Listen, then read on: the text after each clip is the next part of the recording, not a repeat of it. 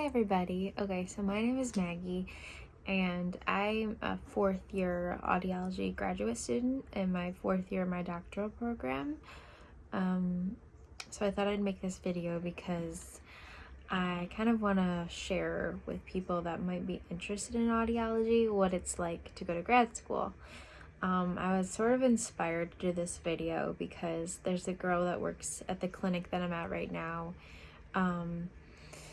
And we were talking today, and she's kind of in between thinking about going to grad school. She's in undergrad, and she's like, I'm not sure, and was asking me about it. And she's like, I've never heard, when I was talking to her, she's like, I've never really heard this perspective before, and she just appreciated it. So I was like, you know what, I'm gonna make a video in case anybody else is interested in kind of what it's like to go to audiology graduate school, and then my experience. So without further ado, let's get into it.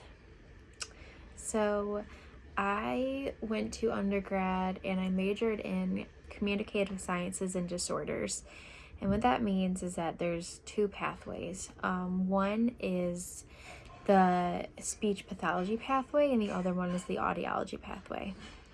For audiology and speech pathology, in order to be a speech pathologist and I don't know why I did that. In order to be a speech pathologist or an audiologist, you actually have to go to graduate school. You're required to. So even though you have your undergraduate degree, you have to go to graduate school if you want to get those professional licenses. If you don't want to go to graduate school, you can be an assistant. So you can be a SLPA or a audiology assistant. I don't know much about either of those, but I think that it's worth it to kind of weigh your options. So when I was an undergrad, we kind of had to pick what we were most interested in, speech pathology or audiology. And I knew pretty much instantly that audiology is for me. I think speech pathology is amazing, but I just didn't think that I had the qualities for a speech pathologist, and I felt like I had the qualities for an audiologist. I would say there's so many differences between speech pathology and audiology. I don't really think there's too many similarities actually, but I would say for speech pathology, you have to be okay with not knowing, I wouldn't say not knowing, but maybe just having patients that might not get better, or their progress might be really slow, or you might need to try many different things. And I think that's really, really cool. But for audiology, it's a little bit opposite. I would say mostly you're kind of going to get pretty exact results, and you can track progress literally on charts. And it's just kind of very exact, and there's usually an answer to most things. There isn't always an answer, but usually there is. So I like that. I'm a problem solver. That's just kind of part of my personality, and I think it's fun. So for audiology, you get a patient and you kind of have to figure out a puzzle, and then you put it together and you can really help them. So for graduate school, what happens is you have to take the GRE, and right now I don't think you do because of COVID, but normally you take the GRE, and I would take that the summer before you apply. So I think I took mine in about July, and then after that, I would definitely recommend an undergrad to go and shadow audiologists, as many as you can. I ended up going to a local hospital in my hometown state, and it was a children's hospital, and I ended up shadowing there, and then actually ended up working there as a work study student. So during my summer and fall, or I guess winter and spring breaks, I went there and I was able to kind of work and did paperwork and helped with like loaner hearing aids and stuff like that, and got to kind of know what kind of environment audiologists work in. And figured out that I really liked it. So I think that's important, because if your school, your undergrad is like my undergrad, you might not get a lot of audiology experience. So I think it's important to kind of seek that out on your own, just to make sure you like it and to get experience. So you want to definitely build your resume for graduate school. I think it's super important to volunteer, get involved with NISLA or SAA.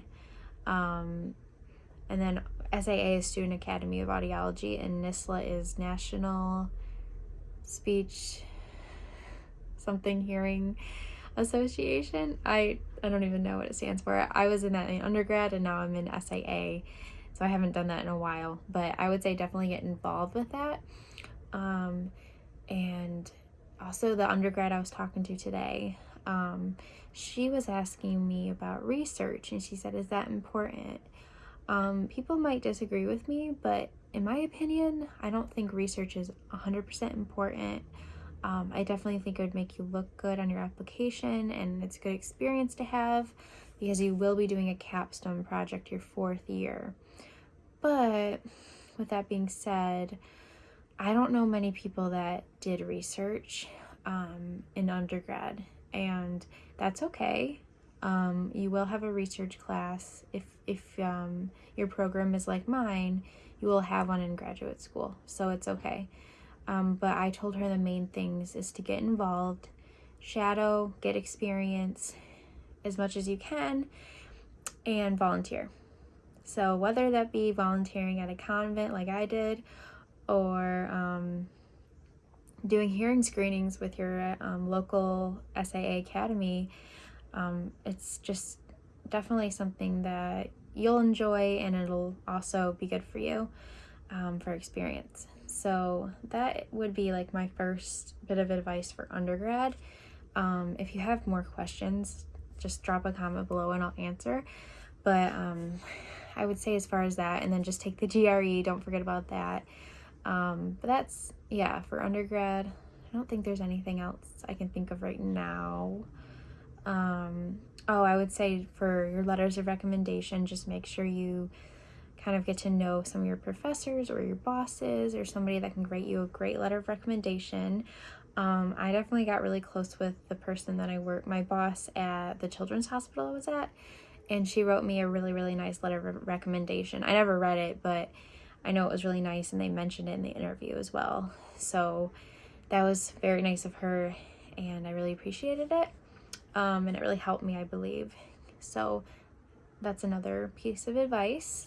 And then once you start writing your personal statements, I would definitely say that it's important to be yourself and tell them what you're really passionate about. And if you don't know yet, that's okay too.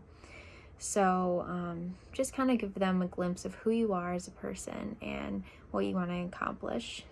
And then as far as interview process goes, definitely get your application in on time. That's pretty much a given. And then if you do get interviews, that's amazing.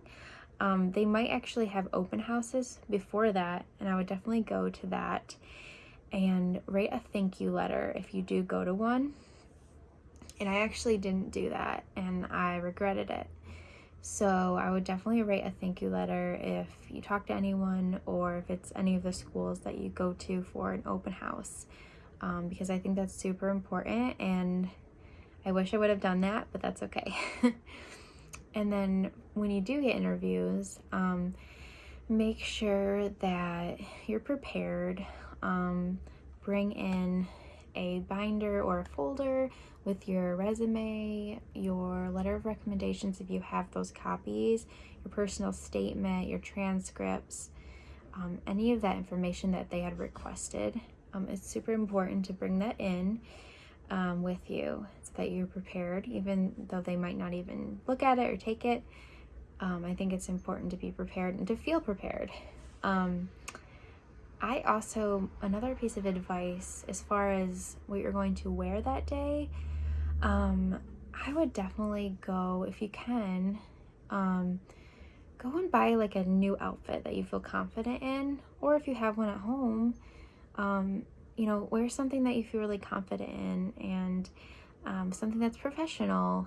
And what I mean by that is, I would definitely wear, maybe some slacks, dress pants, or a nice, long pencil skirt or dress that goes below your knees. And then for a top, if you're wearing pants, I would wear a blouse or something that's kind of, a little bit dressier, and then a blazer. That's what I wore. I felt really professional and confident, and I think that's important as well. As far as, getting ready for your interview the night before, try to just relax, because everyone kept telling me, just be yourself. And I was like, okay. But really, I think it is important to just be yourself, because that's who they want to get to know. And it's also, you're not only being interviewed by them, but you're interviewing the program as well. So you want to make sure it's a good fit for you and for them. So definitely take their advice and be yourself, and just to enjoy it and take it as a new experience, because I think that's super important. And yeah, practice questions. I would definitely, make sure you know why you're interested in that program, and do a little bit of research about the program itself and the area that you're in, and why are you interested in that area, because that's going to be the patient population that you're serving. So where I interviewed, it was a big city, and so I was really interested in diversity and serving a diverse population. So I think that's important to know why you like the area and why you like the program. Also, I would say make sure you practice kind of, make sure you shake their hands and smile and just enjoy yourself as much as you can. I know you're going to be nervous, but that's okay. Yeah, and then let me think about what else I was going to say. Oops. Okay, so as far as once you get into graduate school, congratulations. What happens next? So you'll get accepted in